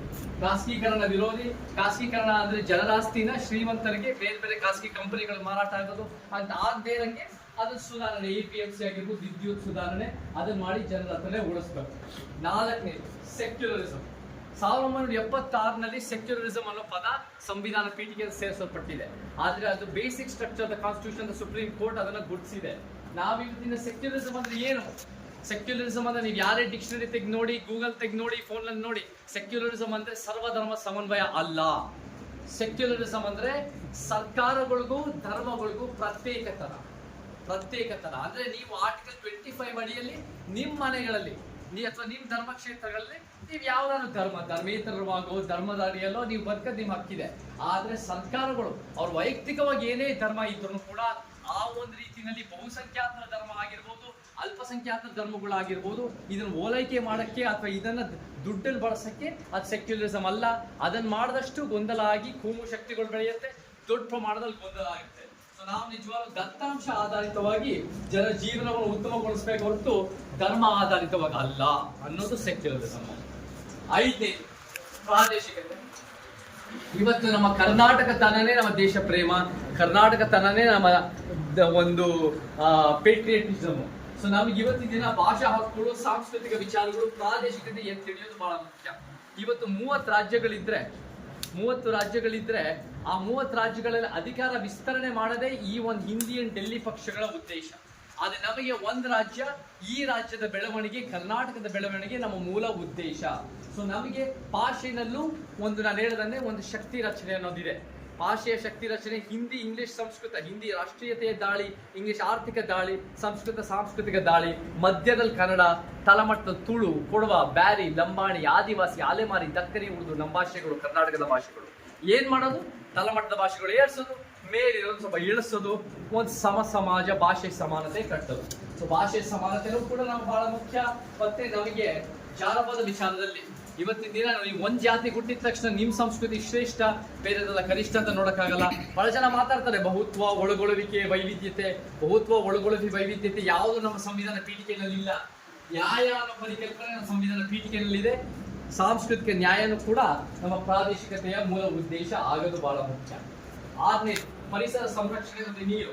ಇವತ್ತು ಪರಿಸರ ಹೆಸರಲ್ಲಿ ಎಷ್ಟೋ ಒಂದು ಪರಿಸರ ನಾಶ ಮಾಡ್ತಾ ಬೇರೆ ಬೇರೆ ಲಾಬಿಗಳು, ವಿನಾಶಕಾರಿ ಲಾಬಿಗಳು ಬೆಳೀತಾ ಹೋಗ್ತಾ ಇದ್ದಾವೆ. ಅದು ಭೂಮಿ ಗಣಿಗಾರಿಕೆ, ಮರಳು, ರೆಸಾರ್ಟ್ ಲಾಬಿಗಳು. ಇದರಿಂದ ಸ್ಯಾಂಡ್, ಇದರಿಂದ ಬೇರೆ ಬೇರೆ ಲ್ಯಾಂಡ್ ಸ್ಲೈಡ್ಸ್ ಆಗೋದಾಗಿರ್ಬೋದು, ಇದರಿಂದ ವ್ಯಕ್ತಿಗಳು ಬೆಳೆಯೋದಾಗಿರ್ಬೋದು, ಮತ್ತೆ ಇದರಿಂದ ದೊಡ್ಡ ಪ್ರಮಾಣದಲ್ಲಿ ಪರಿಸರ ನಾಶ, ಆರೋಗ್ಯಕ್ಕೆ ಸಮಸ್ಯೆ ಆಗೋದು. ಇದನ್ನೆಲ್ಲ ನಾವು ನಿಯಂತ್ರಣ ಮಾಡಬೇಕು, ಅರಣ್ಯ ವಿಸ್ತರಣೆ ಮಾಡಬೇಕು. ಇವತ್ತು ನಮ್ಮ ನಾಡು ಉಳಿಬೇಕು ಅಂದ್ರೆ ಕಾಡು ಬೇಕೇ ಬೇಕು. ಸೊ ಆ ಕಾಡು ಬೇಕೇ ಬೇಕು ಅಂದ್ರೆ ಹೆಚ್ಚಿನ ಪರಿಸರ ಸ್ನೇಹಿ ಕಾರ್ಯಕ್ರಮಗಳಾಗಿರ್ಬೋದು, ಮತ್ತೆ ನೀರು ಜಲಮೂಲಗಳ ಸಂರಕ್ಷಣೆ. ಇವತ್ತಿನ ದಿನ ನಮಗೆ ನಾವು ಬೇರೆ ರಾಜ್ಯಗಳು ನೋಡಿದ್ರೆ, ರಾಜಸ್ಥಾನ ರಾಜ್ಯ ನೋಡಿದ್ರೆ, ಮರಳು ಭೂಮಿನಲ್ಲಿ ರಾಜೇಂದ್ರ ಸಿಂಗ್ ಅನ್ನೋರು ಸಾವಿರಾರು ಹಳ್ಳಿಗಳಿಗೆ ನೀರಿನ ವ್ಯವಸ್ಥೆ ಮಾಡಿದ್ದಾರೆ ಪರಿಸರ ಸ್ನೇಹಿ ರೀತಿಯಲ್ಲಿ. ನಾವು ಕರ್ನಾಟಕಕ್ಕೆ ಎಲ್ಲೆಲ್ಲಿ ಮಾಡಿದ್ದಾರೆ ನೀರಿನ ರೀತಿಯಲ್ಲಿ ಅದನ್ನು ಕೂಡ ತರಬೇಕು. ಕುಡಿಯೋದಾಗಿರ್ಬೋದು, ನೀರಾವರಿ ಆಗಿರ್ಬೋದು, ಪರಿಸರ ಉಳಿಸೋದು ನಮ್ಮ ಮೂಲ ಉದ್ದೇಶ ಆಗಬೇಕು. 7ನೇದು ಭ್ರಷ್ಟಾಚಾರ ವಿರೋಧಿ. ಇವತ್ತು ಭ್ರಷ್ಟಾಚಾರ ಅನ್ನೋದು ಮೇಲಿಂದ ಕೆಳಗೆ ತಾಂಡವ ಆಗ್ತಾ ಇದೆ, ಎಲ್ರಿಗೂ ಗೊತ್ತಿದೆ. ಇದನ್ನ ಹೆಂಗ್ ಫೈಟ್ ಮಾಡಬೇಕು ಅಂದ್ರೆ ಲೋಕಲ್ ಲೆವೆಲ್ ಫೈಟ್ ಮಾಡೋದಲ್ಲ, ಮೇಲಿಂದ ಕಿತ್ತಾಗ್ತಾ ಬರಬೇಕು. ಲೋಕಾಯುಕ್ತ ನಾವು ಏನ್ ಗತಿ ಮಾಡಬೇಕು, MLAಗಳು, ಮಿನಿಸ್ಟರ್ ಮೇಲೆ ಅಂದ್ರೆ ಲೋಕಾಯುಕ್ತ ಬಲಪಡಿಸೋದು. ಇವತ್ತು ಲೋಕಾಯುಕ್ತ ಬಲಪಡಿಸೋದು ಬಿಟ್ಟು ಆಂಟಿ ಕರಪ್ಷನ್ ಬ್ಯೂರೋ ಅಂತ ಮಾಡಿ ಇದ್ದಿದ್ದ ಲೋಕಾಯುಕ್ತ ಹಲ್ಲಿಲ್ಲಂಗ್ ಮಾಡಿದ್ದಾರೆ. ನಾವು ಲೋಕಾಯುಕ್ತನ ಗಟ್ಟಿಗೊಳಿಸಬೇಕು, ಪಾರದರ್ಶಕ ನೀತಿಗಳು ತರಬೇಕು, ತಪ್ಪುಗಳ ವಿರುದ್ಧ ಕ್ರಮ ಆಗಬೇಕು. RTI ಜಾಗೃತಿ, ರೈಟ್ ಟು ಇನ್ಫಾರ್ಮೇಶನ್ ಅನ್ನೋದು ಬಹಳ ಪ್ರಬಲವಾದ ಅಸ್ತ್ರ. ರೈಟ್ ಟು ಇನ್ಫಾರ್ಮೇಶನ್ ನಲ್ಲಿ ಮಾಹಿತಿ ಬಂದಷ್ಟು ಅದನ್ನ ನಾವು ಜನಪರವಾಗಿ ಬಳಸಬೇಕು. ಅದನ್ನ ನಮ್ಮ ಪ್ರತಿಯೊಂದು ಯುವಕರಿಗೆ ರೈಟ್ ಟು ಇನ್ಫಾರ್ಮೇಶನ್ ಹೆಂಗ್ ಬಳಸೋದು, RTI ಅನ್ನೋದು ಹೆಚ್ಚು ಹೇಳ್ಕೊಡ್ಬೇಕು. ನಮ್ಗೆ ಇವತ್ತಿನ ದಿನ ಒಂದು ಭ್ರಷ್ಟಾಚಾರ ವಿರುದ್ಧ ಅನ್ನೋ ಒಂದೇ ಒಂದು ಸಿದ್ಧಾಂತ ಇಟ್ಕೊಂಡು ಅಥವಾ ಒಂದೇ ಒಂದು ಅಂಶ ಇಟ್ಕೊಂಡು ನಾವು ಪಕ್ಷ ಕಟ್ಟಕ್ಕಾಗಲ್ಲ, ಪೊಲಿಟಿಕಲ್ ಮೂವ್ಮೆಂಟ್ ಮಾಡಕ್ಕಾಗಲ್ಲ. ಆದ್ರೆ 10 ಪಾಯಿಂಟ್ ಮತ್ತೆ ಹೆಚ್ಚುವರಿಗಳಲ್ಲಿ ಭ್ರಷ್ಟಾಚಾರ ಕಿತ್ತಾಕೋದು ಒಂದು ಮೂಲ ಉದ್ದೇಶ ಆಗೋದು ಬಹಳ ಮುಖ್ಯ. 8ನೇದು ಅಭಿವ್ಯಕ್ತಿ ಸ್ವಾತಂತ್ರ್ಯ, ಪ್ರತಿಭಟನೆ ಸ್ವಾತಂತ್ರ್ಯ, ಮಾಧ್ಯಮದ ಸ್ವಾತಂತ್ರ್ಯ, ಮತ್ತೆ ಆರ್ಟಿಕಲ್ 19. ಇವತ್ತಿನ ದಿನ ನೀವು ಸರ್ಕಾರದ ಪರವಾಗಿದ್ರೆ ನೀವು ಏನು ಪ್ರಾಬ್ಲಮ್ ಆಗಲ್ಲ. ಸರ್ಕಾರದ ವಿರುದ್ಧ ಏನೇ ಎತ್ಕೊಂಡ್ರು ಮಾತಾಡಿದ್ರು ನಿಮ್ಮ ಕೇಸಸ್ಗಳು, ಕಿರುಕುಳಗಳು, ಬೇರೆ ಬೇರೆ ತರ ಪೊಲೀಸ್ ಹಿಂಸೆ ಕೊಡೋದು ಇದು ಸಹಜ ನಡೆಯುತ್ತೆ. ಇಲ್ಲಿ ಹೋರಾಟಗಾರರು ಅನೇಕರು ಅನುಭವಿಸಿರ್ತಾರೆ. ನಮಗೆ ನಾವು ಬರೀ ಅಧಿಕಾರ ಬರೋದು ಅಷ್ಟೇ ಅಲ್ಲ ನಮ್ಮ ಉದ್ದೇಶ. ಒಂದು ಉತ್ತಮ ಪ್ರಜಾಪ್ರಭುತ್ವ ಕಟ್ಟೋದು, ಒಂದು ಬಾಬಾ ಸಾಹೇಬ್ರ ಕನಸಿನ ಪ್ರಜಾಪ್ರಭುತ್ವ ಕಟ್ಟೋದು ನಮ್ಮ ಮೂಲ ಉದ್ದೇಶ ಆಗೋದು. ಸೊ ನಮಗೆ ಆರ್ಟಿಕಲ್ 19 ಎತ್ತಿ ಹಿಡಿಯೋದು ಬಹಳ ಮುಖ್ಯ. ಯಾವಾಗ ಒಂದು ಸರ್ಕಾರಗಳು ಸರ್ವಾಧಿಕಾರಿ ಆಗ್ತಾರೋ ಒಂದು ಗುರಿ ಇಡದೆ ಆರ್ಟಿಕಲ್ 19 ಇದನ್ನ ನಾವು ಪ್ರಜಾಪ್ರಭುತ್ವದಲ್ಲಿ ಅಭಿವ್ಯಕ್ತಿ ಸ್ವಾತಂತ್ರ್ಯ, ಮಾಧ್ಯಮದ ಸ್ವಾತಂತ್ರ್ಯ, ಪ್ರತಿಭಟನೆ ಸ್ವಾತಂತ್ರ್ಯ ಎತ್ತಿ ಹಿಡಿಯೋದು ಮೂಲ ಉದ್ದೇಶ ಆಗಬೇಕು. 9ನೇದು ಆರೋಗ್ಯ ಮತ್ತು ಶಿಕ್ಷಣದ ಪರಿವರ್ತನೆ. ಇವತ್ತು ನಮಗೆ ಗೊತ್ತಿದೆ ಶಿಕ್ಷಣ ಮತ್ತು ಆರೋಗ್ಯ ದೊಡ್ಡ ಪ್ರಮಾಣದಲ್ಲಿ ವ್ಯಾಪಾರೀಕರಣ ಆಗಿದೆ. ಒಂದ ಮೇಲೆ ನಿಮ್ಗೆ ಎಲ್ಲೆಲ್ಲಿ ವ್ಯಾಪಾರೀಕರಣ ಆಗಿದೆ ಪ್ರತಿಯೊಂದು ಗೊತ್ತು. ಯಾರ್ಯಾರು ಇವತ್ತಿನ ದಿನ ಶಿಕ್ಷಣ ಆರೋಗ್ಯದ ಪ್ರಬಲ ಇದರೋ ಅವ್ರ ಮಕ್ಕಳು, ಅವ್ರ ಮೊಮ್ಮಕ್ಕಳು ಇನ್ನೂ ಬೆಳೀತಾ ಇದ್ದಾರೆ. ಯಾರಿಗೆ ಇವತ್ತು ಅನ್ಯಾಯ ಆಗ್ತಾ ಇದೆ ಅಂದರೆ ಸರ್ಕಾರಿ ಶಾಲೆಗಳು ಸರ್ಕಾರಿ ಆಸ್ಪತ್ರೆಗೆ ಹೋಗೋದು.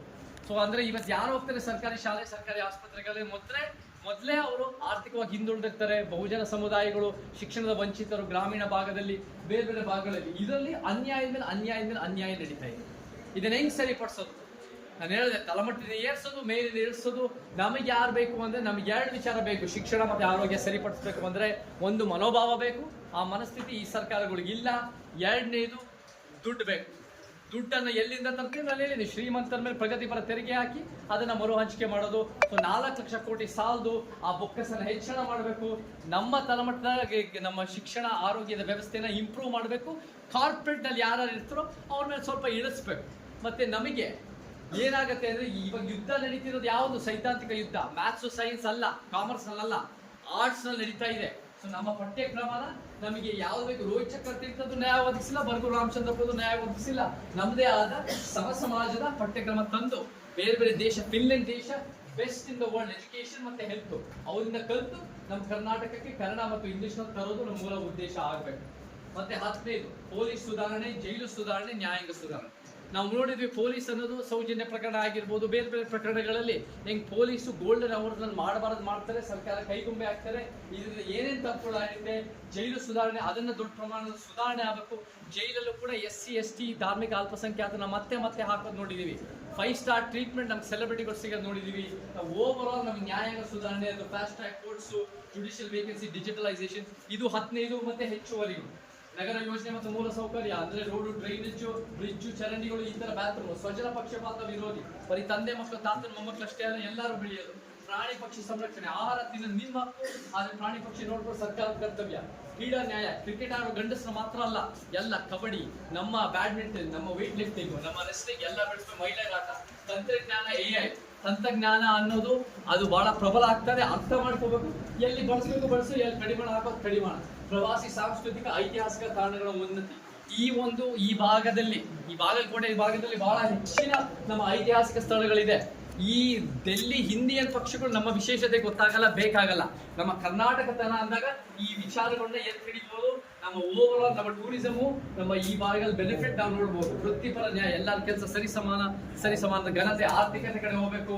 ಪ್ರಾದೇಶಿಕ ಸಮತ್ವವನ್ನು ಬೆಂಗಳೂರು ಬೆಳೆಯೋದಷ್ಟೇ ಅಲ್ಲ, ಎಲ್ಲ ಭಾಗಗಳು ಬೆಳೆಯೋದು. ಸಿಗರೆಟ್ ಮದ್ಯ ನಿರೋಧಕ ಶಿಕ್ಷಣ, ಸಿಗರೆಟ್ ಮದ್ಯ ಬಳಸೋ ಹಕ್ಕಿ ಇರಬಹುದು, ಬಳಸ್ತಿರೋ ತಿಳುವಳಿಕೆ ನಾವು ಮುಂದಿನ ಪೀಳಿಗೆ ಕೊಡಬೇಕು. ಅಂಗವೈಕಲ್ಯ, ಆರ್ಟಿಕಲ್ 41 ವೃದ್ಧರ ಮತ್ತು ಮಕ್ಕಳ ಹಕ್ಕುಗಳು, ಉದ್ಯಾನವನ ಮತ್ತು ಆಟದ ಮೈದಾನಗಳು ಬೆಳೆಸೋದು. ಇದೆಲ್ಲ ಹೆಂಗ್ ಮಾಡೋದು? ಇವಾಗ ಬರುತ್ತೆ. ಇದೆಲ್ಲ ಹೆಂಗ್ ಮಾಡೋದು ಅಂದ್ರೆ ಬಹಳ ಮುಖ್ಯವಾಗಿ ಒಟ್ಟುಗೂಡಿಸುವಿಕೆ. ಇವಾಗ ನಾನು 85 ಮತಕ್ಷೇತ್ರಗಳಲ್ಲಿ ಇದೇ ತರ ಸಭೆಗಳು ಕರೆದು ಎಲ್ಲ ಚಳುವಳಿಗಾರರು, ಹೋರಾಟಗಾರರು, ಸಮಾಜಮುಖಿ ಚಿಂತಕರು, ಸಮಾನ ಮನಸ್ಕರು ಎಲ್ಲರ ಜೊತೆಗೆ ಸೇರಿ ನಿಮ್ಮ ಕ್ಷೇತ್ರಗಳಲ್ಲಿ ಬೀಳಿಗಿನಲ್ಲಿ ನಾವ್ ಹೆಂಗೆ ಜೊತೆಗೆ ಸೇರಿ ಬೀಳಿಗೆ ಏಳಿಗೆಗೋಸ್ಕರ ನಾವ್ ಹೆಂಗ್ ಕೆಲಸ ಮಾಡ್ಬೋದು. ಇದು ಒಂದು ಕ್ಷೇತ್ರದಲ್ಲಿ ನಾವು ಫೋಕಸ್ ಮಾಡಬೇಕು. ಬಟ್ ಇಡೀ ಕರ್ನಾಟಕದಲ್ಲಿ 224 ಮತಕ್ಷೇತ್ರಗಳಲ್ಲೂ ಇಂಥ ಒಂದು ಚರ್ಚೆಗಳು ನಡೀತಾ ಬರಬೇಕು. ಇಲ್ಲ ಅಂದ್ರೆ ಕರ್ನಾಟಕಕ್ಕೆ ನಾವು ಪರ್ಯಾಯ ಕಟ್ಟಕ್ಕೆ ಸಾಧ್ಯ ಇಲ್ಲ. ಸೊ ಈ ಒಟ್ಟುಗೂಡಿಸುವಿಕೆ ಎಲ್ಲ ಚಳುವಳಿಗಳ ಜೊತೆಗೆ ಸೇರ್ಬೇಕು ಅನ್ನೋದು ಒಂದು ಇವತ್ತು ಇವೆಲ್ಲರೂ ಸೇರಿದ್ದೀರಾ.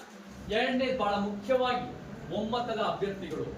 ನಾವಿವತ್ತಿನ ದಿನ ಒಂದು ಹೋರಾಟದ ಸಂಘ ಕಟ್ತಾ ಇಲ್ಲ. ನಾವಿವತ್ತು ಒಂದು ಪ್ರಯತ್ನ ಪಡ್ತಿರೋದು, ಒಂದು ಪೊಲಿಟಿಕಲ್ ಮೂವ್ಮೆಂಟ್ಗೆ ಪ್ರಯತ್ನ ಪಡ್ತಾ ಇದೀವಿ ಅಂದ್ರೆ ನಮಗೆ ಅವಶ್ಯಕತೆಗಳು ಅಡಿಯಲ್ಲಿ ಅಭ್ಯರ್ಥಿಗಳು ಬೇಕು. ಅಭ್ಯರ್ಥಿಗಳಂದ್ರೆ ನಮ್ಗೆ ಏನು ಮಾನದಂಡಗಳು ಬೇಕು ಅಂದ್ರೆ, ಒಂದು ಸಿದ್ಧಾಂತದ ಮೇಲೆ ನಂಬಿಕೆ. ನಿಮ್ಗೆ ಹಿಂದೂ ರಾಷ್ಟ್ರ ಅಂದ್ರೆ ನಿಮ್ ಬಲಪಂಥಿ ಇದೆ, ಮನುವಾದ ರಾಮರಾಜ್ಯ ಅಂದ್ರೆ ಯಥಾಸ್ಥಿತಿ ಇದೆ, ನಿಮ್ಗೆ ಎಡಪಂಥಿ ಅಂದ್ರೆ ಅದಿದೆ. ನೀವು ಸಮಾಜ ಅಂದ್ರೆ ನೀವು ಯಾವುದೇ ಜಾತಿಯವರಾಗಿರ್ಲಿ, ಲಿಂಗ ಆಗಿರ್ಲಿ, ಮಾತೃಭಾಷೆ ಆಗಿರ್ಲಿ, ನಮ್ಮ ಜೊತೆ ಸೇರ್ಕೊಳ್ಳಿ, ಸಮಾಜಕ್ಕೆ ನಿಂತ್ಕೊಳ್ಳಿ. ಇದೇ ಕ್ಷೇತ್ರದ ಸಮೀಪದಲ್ಲಿ ನೆಲೆಸಿರ್ಬೇಕು. ನಾವೆಲ್ಲೋ ಸುತ್ತಮುತ್ತ ಬೆಂಗಳೂರಿಂದ ಕರ್ಕೊಂಡ್ಬಂದು ಇಲ್ಲಿ ಹಾಕೋರು ಅಲ್ಲ, ಇಲ್ಲಿ ನಿಲ್ಸೋರು ಅಲ್ಲ. ಈ ಭಾಗದಲ್ಲೇ ಜನಕ್ಕೆ ಸ್ಪಂದಿಸೋರು ನಮ್ಗೆ ಬೇಕಾಗ್ತಾರೆ. 3ನೇದು ಬಹಳ ಮುಖ್ಯವಾಗಿ ಸೇವಾ ಮನೋಭಾವ. ಇವತ್ತಿನ ದಿನ ಯಾವ ರೀತಿ ಪರಿವರ್ತನೆ ಆಗತ್ತೆ ಅಂದ್ರೆ, ಯಾವ ರೀತಿ ವೋಟ್ಸ್ ಕನ್ವರ್ಟ್ ಆಗತ್ತೆ ಅಂದ್ರೆ ಚಳುವಳಿಗಳಿಂದ ಅಲ್ಲ, ಸೇವೆ ಹಿಂದೆ ಮಾಡಿರೋರು ಅವಕಾಶ ಕೊಟ್ಟರೆ ಮುಂದೆನೂ ಸಹ ಮಾಡ್ತಾರೆ. 4ನೇದು ಪ್ರಾಮಾಣಿಕ ಹಿನ್ನೆಲೆ ಇರಬೇಕು, ಕೇಸಸ್ಗಳೆಲ್ಲ ಬೇಡ, ಪ್ರಾಮಾಣಿಕವಾಗಿರೋರು. ಮತ್ತೆ 5ನೇದು ಆರ್ಥಿಕ ಭದ್ರತೆ. ಇವತ್ತಿನ ದಿನ ನಮಗೆ 100,000 ಲಕ್ಷಾಂತರ ಕೋಟಿ ನಡೀತಾ ಇದೆ ಹಾವಳಿಗಳು. ಅದನ್ನ ದುಡ್ಡಲ್ಲೇ ಫೈಟ್ ಮಾಡಕ್ಕಾಗಲ್ಲ, ದುಡ್ಡನ್ನ ಸೇವೆಯಿಂದ ಫೈಟ್ ಮಾಡಬೇಕು. ಬಟ್ ನಮಗೆ ಒಂದು ಮಟ್ಟಕ್ಕೆ ಓಡಾಡಕ್ಕೆ, ಜನಕ್ಕೆ ಕೆಲಸ ಮಾಡಕ್ಕೆ, ತಲುಪಿಸಕ್ಕೆ, ಪ್ರಚಾರ ಮಾಡಕ್ಕೆ ಒಂದು ಆರ್ಥಿಕ ಭದ್ರತೆ ಇರಬೇಕು. ನಾನ್ ಪಾರ್ಟಿ ಫಂಡ್ ಕೊಡಕ್ಕಾಗಲ್ಲ. ನನ್ನ ಹತ್ರ ಏನಿದೆಯೋ ಆ ಪಾರ್ಟಿ ನಡೆಸಕ್ಕೆ ನನ್ನ ಹತ್ರ, ನನ್ನ ತಂದೆ ತಾಯಿ, ನನ್ನ ಫ್ಯಾಮಿಲಿಯಿಂದ ತರ್ತೀನಿ. ಆದ್ರೆ ನಮಗೆ ಇದನ್ನ ಒಂದು ಕ್ಷೇತ್ರ, ಬೀಳಿಗೆ ಕ್ಷೇತ್ರದ ಏಳಿಗೆ ಅಂದ್ರೆ ನಾವಂತ ಒಂದು ಆರ್ಥಿಕ ಅಮೌಂಟ್ ಇರುವಷ್ಟು ಒಂದು ಕ್ಯಾಂಡಿಡೇಟ್ ಈ 5 ಮಾನದಂಡದಲ್ಲಿ ನಮಗೆ ಬೇಕಾಗ್ತಾರೆ. ಅದು ಖಂಡಿತ 2,30,30,000 ಜನರಲ್ಲಿ 3-4-5 ಜನ ಪ್ರಾಮಾಣಿಕರು ಎಲೆಮರೆಕಾಯಿ ತರ ಕೆಲಸ ಮಾಡ್ತಿರೋ ಮುಂದೆ ತಂದು ಅವ್ರಿಗೆ ಅವಕಾಶ ಕೊಡಬೇಕು. ಅದು ನಮ್ಮ ಗುರಿ. ನಾನೇನ್ ಮಾಡ್ತೀನಿ ನಮ್ಗೆಲ್ಲ ಕಾಂಶಿರಾಮ್ ಅವರು ನಮ್ಮ ಮಾದರಿ. ನಾವೆಲ್ಲ ಹಿಂದೆ ನಿಂತು ಕೆಲಸ ಮಾಡೋದು. ನಾವ್ ಯಾವ MLA, ಮಿನಿಸ್ಟರು, CM, MP ಯಾವ್ದು ಆಗಲ್ಲ. ನಾವೇನಾಗ್ತೀವಿ ಅಂದ್ರೆ ನಾವು ಹಿಂದೆ ಒಂದು ಪಾಲಿಟ್ ಬ್ಯೂರೋ, ಅಂದ್ರೆ BJPಗೆ ಒಂದು RSS ಇರುತ್ತೋ, STP ಒಂದೇನು PFI ಇರುತ್ತೋ, ಕಮ್ಯುನಿಸ್ಟ್ಗೆ ಒಂದು ಪಾಲಿಟ್ ಬ್ಯೂರೋ ಇರುತ್ತೋ, ನಮ್ದು ಆದ ಒಂದು ಪಾಲಿಟ್ ಬ್ಯೂರೋ ಇರುತ್ತೆ. ನಾವು ಹಿಂದೆ ನಿಂತ್ಕೊಂಡು ಅಭ್ಯರ್ಥಿಗಳ ಆಯ್ಕೆ ತೀರ್ಮಾನ ಒಂದು 5-7 ಜನ ನಾವು ಆಯ್ಕೆ ತೀರ್ಮಾನ ಮಾಡೋದು, ನೀತಿ ಯೋಜನೆ ನಿರ್ಧಾರ ಮಾಡೋದು, ಆರ್ಥಿಕ ಪಾರದರ್ಶಕತೆ ಅನ್ನೋದು ಮೂಡಿಸೋದು, ಇದು ನಮ್ಮ ಮೂಲ ಗುರಿ. ಕರೆಕ್ಟ್ ಆಗಿರೋ ಡೈರೆಕ್ಷನ್ ನಲ್ಲಿ ನಮ್ಮ ಮೂವ್ಮೆಂಟ್ ಮುಂದುವರ್ಸೋದು. ನಾವು ಗುರಿ ಏನಂದ್ರೆ 25-50 ಆದ್ರೂ ಅಭ್ಯರ್ಥಿಗಳನ್ನ ಹುಡುಕೋದು. ಅದು 100 ಆಗ್ಬೋದು, ಅದು 10 ಆಗ್ಬೋದು. ಎಲ್ಲಿ ನಮ್ಗೆ ಒಳ್ಳೆ ಅಭ್ಯರ್ಥಿ ಸಿಗ್ತಾರೆ, ಎಲ್ಲಿ ನಮಗೆ ಚಳುವಳಿಗಳು ಗಟ್ಟಿಯಾಗಿರ್ತಾರೆ, ಎಲ್ಲಿ ನಮಗೆ ಒಂದು ಉತ್ತಮವಾದ ಪರಿವರ್ತನೆ ಬೇಕಿರುತ್ತೆ, ನಾವು ಪರಿಣಾಮಕಾರಿ ಆಗ್ಬೋದು, ಅಲ್ಲಿ ನಾವು ನಿಲ್ಸಿದ್ರೆ ಇವತ್ತಲ್ಲ ನಾಳೆ 28ಕ್ಕೆ ಮತ್ತೆ ಅದು ಹೋಗ್ತಾ ಗಟ್ಟಿ ಆಗೋ ಸಾಧ್ಯ ಆಗುತ್ತೆ. ಎಲ್ಲರೂ ಸೋದರಲ್ಲಿ ಪರಿಣಾಮಕಾರಿ ಆಗಬೇಕು. ನಮ್ಮ ಸಮಾಜದ ವೋಟ್ಸು ನಮಗೆ ಅನ್ನೋದು. ನಾವು ನಮ್ಮ ಪಕ್ಷದಲ್ಲಿ ಬೇರೆ ಬೇರೆ ವಿಭಾಗಗಳು ತಂತೀವಿ. ಒಂದು ಕಾನೂನು ಸಲಹೆ ವಿಭಾಗ ಆಗಿರ್ಬೋದು, ಆದಿವಾಸಿಗಳು, ದಲಿತರು, ಕಾರ್ಮಿಕ, ರೈತರು, ಎಲ್ಲ ಕಡೆ ನಮಗೆ LGBT ಅಂದ್ರೆ ICC ಸೆಲ್, IT ಸೆಲ್, ನಮ್ಗೆ ಎಲ್ಲ ಕಡೆಯಿಂದ ಪ್ರಪಂಚದಾದ್ಯಂತ ಮಾಹಿತಿ ತೊಂಡು ವೈಜ್ಞಾನಿಕವಾಗಿ ತಂದ್ಬಿಟ್ಟು ಅದನ್ನ ಕರ್ನಾಟಕಕ್ಕೆ ಹೇಗೆ ಉತ್ತಮಗೊಳಿಸಬಹುದು ಅನ್ನೋ ನಾವು ಆಲೋಚನೆ ಮಾಡಬೇಕು. ಈ ಮ್ಯಾಪ್ ನಮ್ಮ ಬಹಳ ಮುಖ್ಯವಾದ ಒಂದು ವಿಚಾರ ಹೇಳುತ್ತೆ. ಇದು ಕರ್ನಾಟಕ ಪ್ರಸ್ತುತವಾದ ಆರ್ಥಿಕ ಭೌಗೋಳಿಕತೆಯ ಮ್ಯಾಪ್. ಇದು 2020 ಮ್ಯಾಪ್. 2,20,000 ಒಂದು ವ್ಯಕ್ತಿಗೆ ಒಂದು ಆವರೇಜ್ ಸಂಬಳ ಒಂದು ವರ್ಷದಲ್ಲಿ ಕರ್ನಾಟಕದಲ್ಲಿ. ಜಾಸ್ತಿ ಇರೋದು ಅಂದ್ರೆ 5.5 ಲಕ್ಷ. ಇದು ಹಸಿರು ಜಾಸ್ತಿ ಇರೋದು. ಕಡಿಮೆ ಇರೋದು ಅಂದ್ರೆ ಕೆಂಪುದು, ಆರೆಂಜು 1 ಲಕ್ಷ ಮಾತ್ರ. ಅಲ್ಲಿ ನಮ್ಗೆ ಎಲ್ಲಿ ಜಾಸ್ತಿ ಇದ್ರೆ 5.5 ಲಕ್ಷ ಅಂದ್ರೆ ಬೆಂಗಳೂರು. ಅದಕ್ಕೆ ಎಲ್ಲರೂ ಬೆಂಗಳೂರಿಗೆ ಹೋಗ್ತಾರೆ. ಬೆಂಗಳೂರಲ್ಲಿ ದುಡ್ಡು ಸಿಗುತ್ತೆ, ಅಲ್ಲಿ ಖರ್ಚು ವೆಚ್ಚನೂ ಇರುತ್ತೆ. ಅಲ್ಲಿ ಪವರ್ ಸೆಂಟರ್ ಅದು. ಆದ್ರೆ ಆ ಬೆಂಗಳೂರಿನ ದುಡ್ಡು ಅವ್ರ ಹತ್ರ ಶ್ರೀಮಂತರಿಗೆ, ಅವ್ರ ಮಕ್ಕಳು ಮೊಮ್ಮಕ್ಕಳಿಗೆ ಹೋಗ್ತಾ ಇದೆ. ಇವತ್ತಿನ ನಾವೇನ್ ಮಾಡ್ಬೇಕು ಅಂದ್ರೆ ಈ ರೆಡ್ ಆರೆಂಜ್ ನೋಡಿ. ರೆಡ್ ಆರೆಂಜ್ ಅಲ್ಲಿ ಕಲ್ಯಾಣ ಕರ್ನಾಟಕ, ಕಿತ್ತೂರು ಕರ್ನಾಟಕ, ಈ ಬಾಗಲಕೋಟೆ, ಮಧ್ಯ ಕರ್ನಾಟಕ, ಈ ಭಾಗದ ಚಾಮರಾಜನಗರ, ಮೈಸೂರು, ಚಿಕ್ಕಬಳ್ಳಾಪುರ, ಕೋಲಾರ, ಈ ಭಾಗದಲ್ಲಿ ಬಡತನ ಜಾಸ್ತಿ ಇದೆ, ನಿರ್ಲಕ್ಷ್ಯ ಜಾಸ್ತಿ ಇದೆ, ಸಂಪನ್ಮೂಲಗಳು ತಲುಪಿಲ್ಲ, ಬೆಂಗಳೂರಿಂದ ದೂರ ಆಗತ್ತೆ. ಆದ್ರೆ ಈ ಭಾಗಗಳಲ್ಲಿ ಚಳುವಳಿಗಳು ಗಟ್ಟಿಯಾಗಿದ್ದಾವೆ. ನಾವೆಲ್ಲ ಹೋರಾಟಗಾರರ ಚಳುವಳಿಗಳು ಈ ಭಾಗಗಳಿಂದ ಬಂದು ಈ ಕಡೆ ಬೆಂಗಳೂರಿನ ಪ್ರೆಷರ್ ಹಾಕಿ ಬೆಂಗಳೂರು ಪವರ್ ಸೆಂಟರ್ ಇಂದ ಎಲ್ಲ ಜಾಸ್ತಿ ದುಡ್ಡಿದೆಯೋ ಅದರಿಂದ ಈ ಭಾಗಗಳನ್ನ ಬೆಳೆಸ್ತಾ ಹೋಗ್ಬೇಕು. ಅಖಂಡ ಕರ್ನಾಟಕ ಬೆಳೆಸ್ತಾ ಹೋಗ್ಬೇಕು. ಅಲ್ಲಿಂದನೇ ನಮಗೆ ನ್ಯಾಯ ಸಿಗಕ್ಕಾಗೋದು ಅಂತ ಒಂದು ಕರ್ನಾಟಕ ಪರ ನಮಗೊಂದು ಪ್ರಾದೇಶಿಕವಾದ ಶಕ್ತಿಯ ಆಲೋಚನೆ ಸಿದ್ಧಾಂತ ಬೇಕು. ಇದು ನಮಗೆ ವೈಜ್ಞಾನಿಕವಾಗಿ ಹೇಳ್ಕೊಡುತ್ತೆ 2020 ಮ್ಯಾಪ್. ಅದೇ ಒಂದು ವಾಸ್ತವ. ಸೊ ಅದನ್ನ ಇಟ್ಕೊಂಡು ನಮ್ಮ ಕರ್ನಾಟಕ ನೀವು ಬೆಳೆಸ್ಕೊಂಡು ನಾವು ಆಲೋಚನೆ ಮಾಡಬೇಕು. ಕೊನೆಯದಾಗಿ ನಾವು ಒಂದು ಪಕ್ಷ ಕಟ್ಟಿದ್ರೆ ಅದಕ್ಕೆ ಹೆಸರು ಸಮಾನತೆಯೊಂದಿಗೆ ಒಂದು ಹೆಸರು. ನಾವೊಂದು ಸಮಾಜ ಕಟ್ಟಕ್ಕೆ ಹೋಗ್ತಾ ಇದೀವಿ. ಸಮಾನತೆ ಅನ್ನೋದು 3 ಲಕ್ಷ ವರ್ಷದ ಅತ್ಯುತ್ತಮ ಸಿದ್ಧಾಂತ. ಅದು ಮನುಕುಲದ ಸಿದ್ಧಾಂತ. ಸಮಾನತೆ ಅನ್ನೋ ಸಂವಿಧಾನ ಪೀಠಿಕೆನಲ್ಲೂ ಇದೆ. ಈ ಸಮಾನತೆಯೊಂದಿಗೆ ಒಂದು ಹೆಸರು ಇರೋದು. ನಾವು ಯಾವಾಗ ಫೈಟ್ ಮಾಡೋದು ಅಂದ್ರೆ 2028ಕ್ಕೆ ನಾವು ಯೋಚನೆ ಮಾಡಬೇಕು.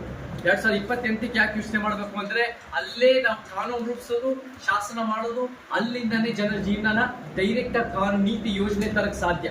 ನಮಗೆ ಫಸ್ಟ್ ಚಾನ್ಸ್ ಸ್ಟ್ರೈಕ್ ಮಾಡಕ್ಕೆ ಒಂದೇ ಅವಕಾಶ ಇರೋದು. ಅದಾದ್ಮೇಲೆ ಅವಕಾಶಗಳು ಇರಬಹುದು, ಬಟ್ ಫಸ್ಟ್ ಚಾನ್ಸ್ ಕರೆಕ್ಟ್ ಆಗಿ ನಾವು ರೀಚ್ ಮಾಡಬೇಕು. ಪರ್ಫಾರ್ಮೆನ್ಸ್ ತೋರಿಸಿದ್ರೆ ಹೋಗ್ತಾ ಬೆಳಿಬಹುದು. 2028ಕ್ಕೆ ಟ್ರೈ ಮಾಡಿ 2027 ಲಾಂಚ್ ಮಾಡಿ ಅಲ್ಲಿವರೆಗೂ ನಾವು ಕೆಲಸ ಮಾಡಿ ರೆಡಿ ಮಾಡಿಕೊಂಡು ನಮ್ಮ ಸಮಾಜದ ಪ್ಲಾನ್ ಮಾಡಿಕೊಂಡು ಕೊನೆಯದಾಗಿ ಕುವೆಂಪು ಶತಮಾನದ ಕವಿ ಹೇಳ್ತಾರೆ, ಸರ್ವರಿಗೂ ಸಮಬಾಳು, ಸರ್ವರಿಗೂ ಸಮಭಾವ. ಇವತ್ತಿನ ದಿನ ನಮಗೆ ಬಾಬಾ ಸಾಹೇಬರು, ತಂದೆ ಪೆರಿಯಾರ್, ಕಾಂಶಿರಾಮ್ ಅವರು ಮತ್ತೆ ಕುವೆಂಪು ಹೇಳಿದ್ದಾರೆ. ಅವರೆಲ್ಲ ಸಸಿ ನೆಟ್ಟಿದ್ದಾರೆ. ನಾವು ಅದರಲ್ಲಿ ಫಲ ಪಡೆದಿದ್ದೀವಿ. ನಾವು ಕೂಡ ಸರಿಸಮಾನವಾದ ಅವಕಾಶ, ಘನತೆ, ಆರ್ಥಿಕತೆ ಮುಂದಿನ ಪೀಳಿಗೆಗಾಗಲಿ ಅಂತ, ನಮಗಾಗಿರೋ ಕಷ್ಟಗಳು ಆಗದೇ ಇರಲಿ ಅಂತ ಬೇರೆ ಪೀಳಿಗೆಗೆ, ಮುಂದಿನ ಪೀಳಿಗೆಗೆ ನಾವು ಸಸಿ ನೆಟ್ಟು ಅವರಿಗೆ ಫಲ ಪಡೆಯೋರು ಆಗಬೇಕು ಅಂದ್ರೆ ಈ ತರ ಒಂದು ಸಮಾಜದ ಪರಿಕಲ್ಪನೆ, ಇದೇ ಸಂವಿಧಾನ ಎತ್ತಿ ಹಿಡಿಯೋದು. ಸೊ ಇದನ್ನು ನಾವು ಮಾಡಿದ್ರೆ ಒಂದು ಉತ್ತಮ ಕರ್ನಾಟಕ ಕಟ್ಟೋ ಹಾದಿನಲ್ಲಿ ನಾವು ನಡೀತಾ ಹೋಗ್ಬೋದು ಅಂತ ಹೇಳಿ ನೀವೆಲ್ಲರೂ ತಾಳ್ಮೆಯಿಂದ ಕೇಳಿದ್ದಕ್ಕೆ ಧನ್ಯವಾದಗಳು. ನಿಮ್ಗೆ ಏನಾದರೂ ಪ್ರತಿಕ್ರಿಯೆ, ಒಂದು ಪ್ರಶ್ನೆಗಳು ಅಥವಾ ಒಂದು ಅನುಭವದ ಮಾತುಗಳು ನೀವು ಹೇಳಿ ಹಂಚ್ಕೊಳ್ಳಿ. ಇದನ್ನ ಹೆಂಗ್ ಉತ್ತಮಗೊಳಿಸ್ಬೋದು, ಬೀಳಿಗಿನಲ್ಲಿ ಇದು ಬೇಕಾ, ಬೀಳಿಗಿನಲ್ಲಿ ತಂದ್ರೆ ಇದರಿಂದ ಜನರಿಗೆ ಜೀವನಕ್ಕೆ ಒಳ್ಳೇದಾಗತ್ತಾ ಅಂತ ನೀವು ನಿಮ್ಮ ಪ್ರತಿಕ್ರಿಯೆ ಕೊಡಿ ಅಂತ ಹೇಳಿ ನನ್ನ ಮಾತು ಮುಗಿಸ್ತಾ ಇದ್ದೀನಿ. ಎಲ್ಲರಿಗೂ ಜೈ ಕರ್ನಾಟಕ.